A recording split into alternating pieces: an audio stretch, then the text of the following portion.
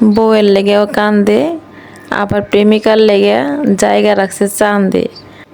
আহা সোনা যা করলা জীবনে, উপরে গেলে দিবনে। দেখেন পরকীয়ার রাজা, তার মিথ্যা অভিনয়, তার মিথ্যা একদম পরিষ্কার বোঝা যাচ্ছে। সে লাইভে আসার আগে রুটিন করে আসছে, একটা সুন্দর করে পেজ লিখে আসছে কি বলবে জনগণের সামনে এসে। সে একবার পেজের দিকে তাকায়, একবার ভিডিওর দিকে তাকায়, ক্যামেরার দিকে তাকায় আর কি। এরকম করে করে সে বলতেছে দেশে আসবো কিভাবে, আসলে তাকে মামলা দিবে। সে ওখানে বসে বসে ভাবছে যে তাকে মামলা দেওয়া হবে। আসলে তার ছেলেটা যে এখানে, আমার ইকরার শেষ মুখটা আপনারা আমাকে দেখতে দেন নাই। আমরা নাকি তার সহধর্মিণী, তার প্রিয়তমা স্ত্রী দুনিয়া ছেড়ে চলে গেছে, আর সে জেল খাটার ভয়ে, সে মামলা খাওয়ার ভয়ে, গণদুলানি খাওয়ার ভয়ে সে ওখানে বসে বসে হাহা করছে। আসলে তার পরকীয়ার দিকে খুবই নেশা, আর সে ভাবছে যে তার স্ত্রী চলে গেছে দুনিয়া থেকে, কয়েকদিন একটু হামতাম হবে, তারপরে হয়তো বা তার আগের মানে যেটা প্রেমিকা ছিল তাকে সে পেয়ে যাবে, সুখে দীপ্তির সুখে সংসার করবে এবং ওই ছেলেপেলের ঝামেলা আর আসবে না। তো আসলে অনেক সময় মানুষের মুখ দেখে মুখোশের আবৃত্তি বোঝা যায়। মুখ আর মুখোশ দুইটাই কিন্তু ভিন্ন। মুখ হচ্ছে অরিজিনাল আল্লাহ পাকের সৃষ্টি, মুখোশ হচ্ছে জনগণের তৈরি। তো এরকম কিছু মানুষ আছে, তাদের জন্য আমরা অবলা নারীরা জীবন দিই। আসলে আমাদের আরও সতর্ক হওয়া উচিত। সতর্ক হয়ে আমরা নিজেদেরকে হেফাজতে রাখা উচিত। এইসব আবিজাবি পুরুষদের জন্য আমাদের জীবনটা নষ্ট করা উচিত না, আমাদের সন্তানদের ভবিষ্যৎ নষ্ট করা উচিত না আর কি। স্বামী যদি বিদেশে থাকে আর কোনো কারণে ছোটোখাটো ব্যাপার নিয়ে যদি ভেজাল হয় বা ঝগড়া হয়, তো স্ত্রী যদি বলে আমি গলায় দড়ি দিয়ে মারা যাব, তখন স্বামী কি বলবে বা কি করা উচিত? আর এমনটা কি করেছে, কে করেছে সেটাও শুনতে পারবেন। যেমন আমার ছোট ভাইয়া বিদেশে থাকতো, তার একটা 2 বছরের মেয়ে ছিল। তো আমার ছোট ভাইয়া আর কি যেমন দেশের বাড়িতে আসবে, তো সেই মুহূর্তে আমার ভাইয়ের বউ বলল যে আমি যেখানে বাসা ভাড়া থাকি তুমি সেখানে আসো, আগে বাবার বাড়ি যেতে পারবে না। তো ভাইয়া বলছিল যে না আমি দেশেই মা বাবার কাছে আগে যাব, তুমিই বাড়িতে আসো। তো এক পর্যায়ে এই কথা কাটাকাটি নিয়ে আমার ভাইয়ের বউ বলল যে আমি গলায় দড়ি দিব। আমার ভাই তখন ভিডিও কলে ছিল। তো আমার ভাইয়া বলল তুমি গলায় দড়ি দিবে কেন? আমি বিষ খেয়ে মারা যাব, এই যে দেখো আমার হাতে বিষের বোতল, আমি এই বিষ খেয়ে মারা যাব। তখন আমার ভাইয়ের বউ ভাবছে যে আমার ভাই হয়তো বিষ খেয়ে মারা যাবে। তো আমার ভাইয়ের বউ বললো যে তোমাকে আমি কত ভালোবাসি, তোমাকে আমার কাছে আসতে বললাম না, এসে তুমি বাবার বাড়ি যাবে, তুমি বিষ খেয়ে মারা যাবা কেন? আমি গলায় দড়ি দিয়ে মারা যাব। তো আমার ভাইয়ের বাচ্চাটা আর ভাইয়ের বউটা একটা রুমে ছিল, ওই রুমে কেউ ছিল না, দরজাটা ভিতর থেকে আটকানো ছিল। তো আমার ভাইয়ের বাচ্চাটা নিচে খেলাধুলা করতেছিল, আর ভিডিও কলের মোবাইলটা এক সাইডে রেখে ভাইয়ের বউ ফ্যানের সাথে একটা ওড়না বাঁধতেছিল। তখন আমার ভাই খুব চিল্লাহল্লা করতেছিল যে তুমি গলায় দড়ি দিও না, তুমি গলায় দড়ি দিও না, তুমি যা বলবে আমি তাই শুনবো। কিন্তু সে এক পর্যায়ে গলায় মানে ওড়নাটা পেঁচিয়ে ঝুল দেয়, আর তখন ওই ভাইয়ের বাচ্চাটা মোবাইলটা আর কি হাত থেকে পড়ে গেছে, গলায় ফাঁস দেওয়ার পরে পরে ভাইয়ের বাচ্চাটা মোবাইলটা নিয়ে বলতেছে যে আম্মু আম্মু করে বলতেছে, আম্মু পানি খাবো পানি খাবো, এটা করে কান্না করতেছে।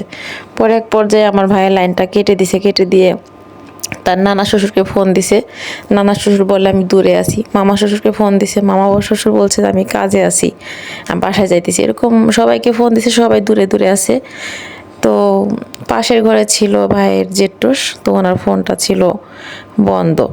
তো এক পর্যায়ে আমাদের এখানে ফোন দিয়ে বলছে যে আপু আমার বউ গলায় দড়ি নিছে।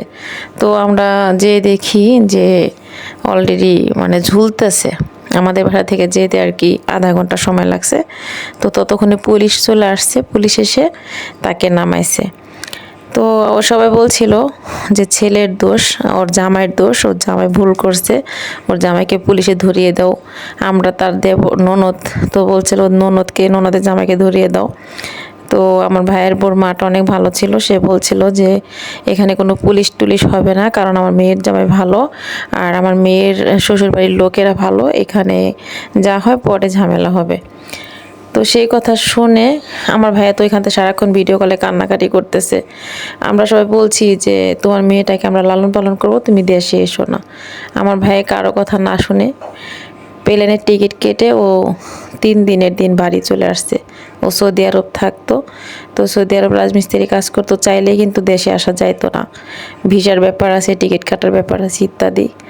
তো এই যে ছেলেটা যেই কাজটা করছে দেখেন, তার স্ত্রীকে যদি সে ভালোই বাসতো তাহলে ওখানে বসে সে রুটিন করে ভালোবাসার গল্প বলতো না, বলে এটা সেটা কাহিনী করতো না।